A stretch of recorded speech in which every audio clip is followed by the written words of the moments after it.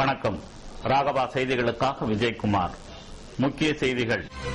புதுவையின் பல்வேறு இடங்களில் வார்டு வாரியாக வாக்காளர் வரைவு பட்டியல் வெளியீடு. பெயர் சேர்த்தல் திருத்தம் தொடர்பாக வரும் 7ஆம் தேதிக்குள் விண்ணப்பிக்கலாம் என அறிவிப்பு.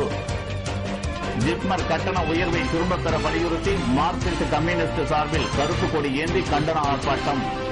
புதுவையின் 6 மையங்களில் நடைபெற்ற ஆர்ப்பாட்டத்தில் திரளானோர் பங்கேற்பு.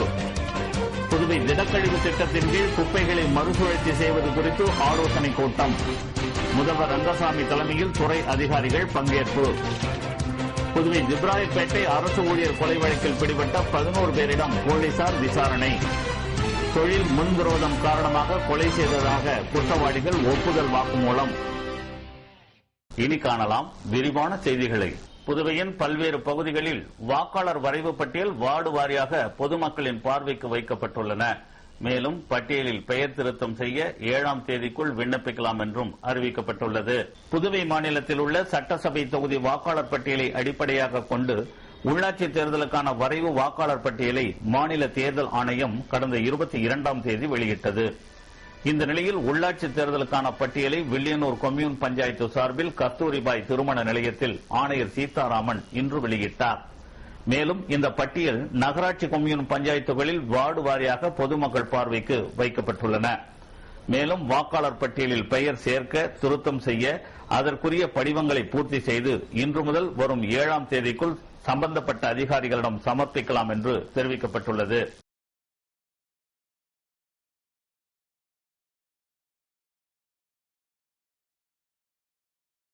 ஜிப்மர் கட்டண உயர்வை திரும்பப் பெற வலியுறுத்தி மார்க்சிஸ்ட் கம்யூனிஸ்ட் கட்சியினர் புதுவை வில்லியனூர், காரைக்கால் உள்ளிட்ட 6 மையங்களில் கருப்பு கொடி ஏந்தி ஆர்ப்பாட்டத்தில் ஈடுபட்டனர். ஜிப்மர் மருத்துவமனையின் கட்டண அறிவிப்பை திரும்பப் பெற வேண்டும், ஜிப்மருக்கு மத்திய சுகாதாரத்துறை கூடுதல் நிதி ஒதுக்க வேண்டும் என்பது உள்ளிட்ட கோரிக்கைகளை வலியுறுத்தி புதுவை, கடலூர், காரைக்கால் உள்ளிட்ட 6 மையங்களில் கண்டன ஆர்ப்பாட்டம் நடத்தப்படும் என்று மார்க்சிஸ்ட் கம்யூனிஸ்ட் கட்சியினர் அறிவித்திருந்தனர். அதன்படி புதுவை ஜிப்மர் மருத்துவமனை நுழைவு வாயில் முன்பு நடைபெற்ற ஆர்ப்பாட்டத்திற்கு உழவர்கரை நகர செயலாளர் லெனின் தலைமை தாங்கினார். கட்சியின் மாநில செயலாளர் பெருமாள் கண்டன உரையாற்றினார். செயற்குழு உறுப்பினர்கள் நிலவழகன், ராஜாங்கம், முருகன், கமிட்டி உறுப்பினர்கள் நடராஜன், குணசேகரன், முருகதாஸ் உள்ளிட்டோர் கருப்பு கொடி ஏந்தி ஜிப்மர் கட்டண உயர்வை திரும்பப் பெற வலியுறுத்தி கோஷங்களை எழுப்பினர். புதுவையில் திடக்கழிவு மேலாண்மை திட்டத்தின் கீழ் குப்பைகளை மறுசுழற்சி முறையில் பயன்படுத்துவது குறித்த ஆலோசனைக் கூட்டம் முதல்வர் ரங்கசாமி தலைமையில் நடைபெற்றது. புதுவையில் தற்போது நிலவி வரும் குப்பை பிரச்சினைக்கு நிரந்தர தீர்வு காண்பது தொடர்பாக சட்டசபையில் முதல்வர் ரங்கசாமி தலைமையில் ஆலோசனைக் கூட்டம் நடத்தப்பட்டது. இதில் அமைச்சர் திரு பன்னீர்செல்வம், எம்எல்ஏக்கள் நேரு, வைத்தியநாதன், கல்யாண சுந்தரம், அசோக் ஆனந்த், கார்த்திகேயன், துறை இயக்குநர் சுந்தர வடிவேலு ஆகியோர் கலந்து கொண்டனர். இரவு 10 மணிக்கு தொடங்கி நள்ளிரவு 12 மணி வரை நடைபெற்ற இந்த கூட்டத்தில் புதுவையில் திடக்கழிவு மேலாண்மை திட்டத்தின் கீழ் குப்பைகளை அகற்றி மறுசுழற்சி முறையில் பயன்படுத்துவது குறித்து ஆலோசனை செய்யப்பட்டது. மேலும் இது தொடர்பாக அறிவியல் வல்லுநர் சீனிவாசன் தலைமையில் இத்திட்டத்தை செயல்படுத்துவது குறித்தும் கூட்டத்தில் முடிவெடுக்கப்பட்டதாக தெரிகிறது. திப்ராயப்பேட்டை அரசு ஊழியர் கொலை வழக்கில் சரணடைந்த முக்கிய குற்றவாளியான ராஜசேகர் உட்பட 10 பேரை போலீசார் சிறையில் அடைத்தனர். மேலும் அவர்களிடமிருந்து கத்தி, அரிவாள் உள்ளிட்ட ஆயுதங்களை பறிமுதல் செய்தனர். புதுவை திப்ராயப்பேட்டை லசார் கோயில் வீதியைச் சேர்ந்த விடுதலை சிறுத்தை கட்சியின் பிரமுகர் மணவாளன் கடந்த 30ஆம் தேதி 14 பேர் கொண்ட கும்பலால் ஓட ஓட விரட்டி வெட்டி படுகொலை செய்யப்பட்டார். இது தொடர்பாக உதயஞ்சாலை போலீசார் முக்கிய குற்றவாளியான ராஜசேகர், குள்ள சரவணன் உட்பட 14 பேர் மீது வழக்கு பதிவு செய்து விசாரணை நடத்தி வந்தனர். இதில் குள்ள சரவணன், ராமு, தினகரன், வீராம்பட்டினம் கமல் உள்ளிட்ட 10 பேர் நேற்று அரியாங்குப்பம் காவல் நிலையத்தில் சரணடைந்தனர். இந்த நிலையில் முக்கிய குற்றவாளியான ராஜசேகரை தனிப்படை போலீசார் நேற்று நள்ளிரவு கைது செய்தனர். அவரிடம் நடத்திய விசாரணையில் கொலை செய்யப்பட்ட மணவாளன் காலிமனை விற்று தருவது தொடர்பாக கட்ட பஞ்சாயத்து உள்ளிட்ட வேலைகளில் ஈடுபட்டதும், இது தொடர்பாக மீனவர் ராஜசேகர் கும்பலுக்கு இடையே இருந்து வந்த முன்விரோதம் காரணமாகவே இந்த கொலை நடைபெற்றதாக விசாரணையில் தெரியவந்துள்ளது. மேலும் கைதான 11 பேரிடமிருந்து கொலைக்கு பயன்படுத்திய அரிவாள், கத்தி உள்ளிட்ட ஆயுதங்கள் பறிமுதல் செய்யப்பட்டன. இதனிடையே மணவாளன் கொலை வழக்கில் மேலும் சிலர் மீது வழக்கு பதிவு செய்ய வலியுறுத்தி அவரது உறவினர்கள் உதயஞ்சாலை காவல் நிலையத்தை முற்றுகையிட்டனர். இதனால் அங்கு சிறிது நேரம் பரபரப்பு ஏற்பட்டது. கார்மேகத்தின் கடைக்கண் பார்வையால் புதுவையில் நேற்று இரவு திடீர் மழை பொழிந்ததால் மக்கள் மனம் சற்றே ஆறுதல் அடைந்தது. புதுவையில் நேற்று இரவு பெய்த திடீர் மழை காரணமாக வெப்பம் தணிந்து புதுச்சேரி மக்கள் மகிழ்ச்சியடைந்தனர். புதுச்சேரியில் அக்னி வெயிலுக்கு பின்னரும் கடும் வெயில் நீடித்து வருகிறது. அதாவது 100 டிகிரியை தாண்டியே வெயில் அடித்தது. இதனால் மக்கள் பகலில் கடும் வெயிலிலும் இரவில் கடும் புழுக்கத்திலும் அவதிப்பட்டு வந்தனர். மழை பெய்யாதா என ஏங்கியிருந்தனர். ஆனால் பருவமழையும் சரியாக பெய்யத் தொடங்கவில்லை. இந்த நிலையில் கடந்த சில தினங்களாக பகலில் வெயில் இல்லாமல் மேகமூட்டத்துடன் வானம் காணப்பட்டு வருகின்றது. சில சமயங்களில் சாரல் மழையும் பெய்தது. இந்த நிலையில் நேற்று இரவு சுமார் 1 மணி நேரம் கனமழை பெய்தது. இதனால் தாழ்வான பகுதிகளில் மழைநீர் தேங்கியதுடன் சில இடங்களில் மின்தடையும் ஏற்பட்டது. வெப்பம் குறைந்துள்ளதால் மக்கள் மகிழ்ச்சி அடைந்துள்ளனர். முத்துரத்ன அரங்கம் பள்ளியில் நடைபெற்ற கலை அறிவியல் கண்காட்சியில் மின்சார சேமிப்பு, பசுமை நகரம் உள்ளிட்ட படைப்புகள் பார்வைக்கு வைக்கப்பட்டிருந்தன.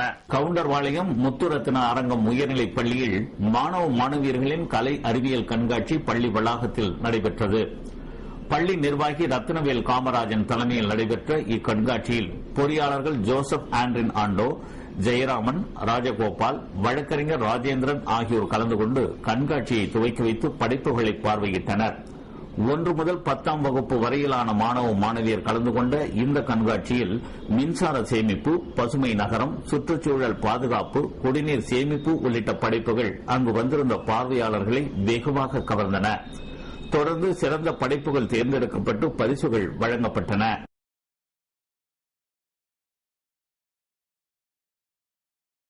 அனைவரும் ஆவலோடு எதிர்பார்த்த கூடங்குளம் அணுமின் நிலையத்திற்கு தடை கோரும் வழக்கில் அனைத்து மனுக்களையும் தள்ளுபடி செய்து அணுமின் உலையை இயக்கலாம் என சென்னை உயர்நீதிமன்றம் தீர்ப்பளித்துள்ளது.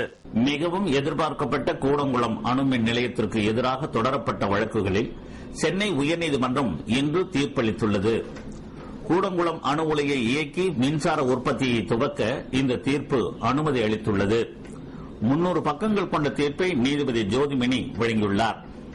கூடங்குளம் அணுமின் நிலையத்தை தொடங்க எந்த தடையும் இல்லை என்று தெரிவித்துள்ள நீதிபதி, தமிழக அரசு போதுமான பாதுகாப்பு ஏற்பாடுகளை செய்துள்ளதால் 1ஆம், 2ஆம் அணு உலைகளில் மின் உற்பத்தி பணிகளை தொடங்கலாம் என்றார்.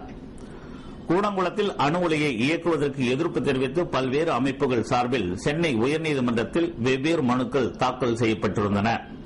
இதில் ஏற்கனவே 10க்கும் மேற்பட்ட வழக்குகள் தள்ளுபடி செய்யப்பட்டுள்ளன. இந்த நிலையில் மீதி வழக்குகளும் இன்று தள்ளுபடி செய்யப்பட்டன.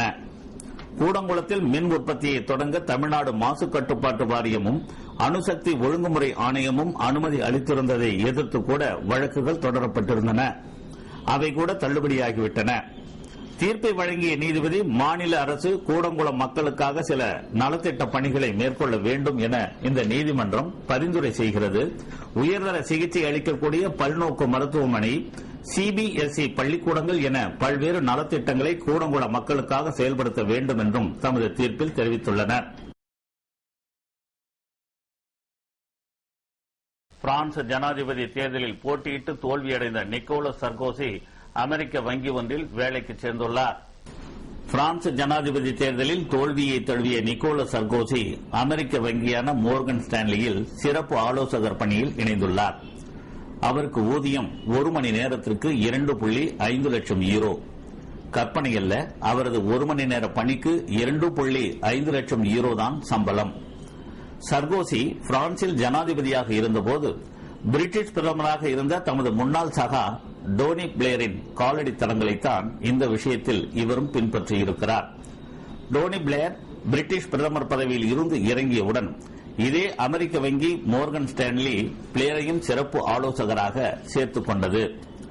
டோனி பிளேர் அதில் 2.5 மில்லியன் பவுண்ட்ஸ் வந்தது மோர்கன் ஸ்டான்லி வங்கி கொடுத்த ஊதியம் என்றும் தெரிவித்திருக்கிறார்.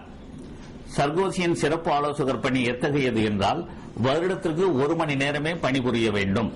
அதற்கு ஊதியம் 2.5 லட்சம் யூரோ. பணி நேரம் 60 நிமிடங்களில் முக்கிய விவிஐபிக்கள் முன்னிலையில் மோர்கன் ஸ்டான்லி வங்கி பற்றி 45 நிமிடங்கள் பேச வேண்டும். மீதி 15 நிமிடங்களுக்கு மோர்கன் ஸ்டான்லி வங்கி லோகோவுக்கு முன்னால் நின்று போட்டோக்களுக்கு போஸ் கொடுக்க வேண்டும். அவ்வளவுதான். பதவியில் இருந்தாலும் டாலர், பதவியை இழந்தாலும் டாலர் கொடுத்து வைத்தவர் நிக்கோலஸ் சர்கோசி. விளம்பர இடைவேளைக்கு பிறகு செய்திகள் தொடரும்.